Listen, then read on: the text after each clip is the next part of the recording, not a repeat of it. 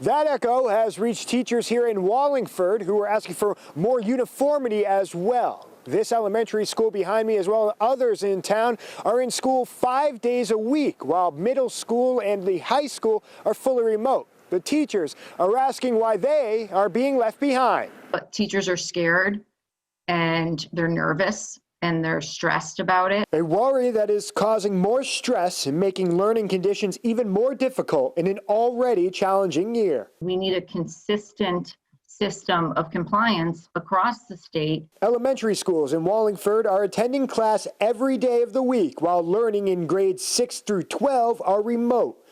The teachers agree learning is best done in the classroom, but they feel a move to remote learning is best for the health of everyone. They felt sort of cast aside, and they felt in respects as if the middle and high school's teachers' health was more of a concern, but we're not going to worry about elementary. Teachers in Darien are proposing to move classes remote through the holidays for all levels as well. It's not like our elementary school teachers aren't being exposed. And actually, today, they're being exposed at a greater rate. Darien currently has 25 teachers in quarantine, 15 of them at the elementary school level. If the goal is to keep everybody safe and to prevent the spread of COVID, how does that work when we're pushing for all in? While some teachers are feeling a disconnect with school administration, others are rekindling their trust.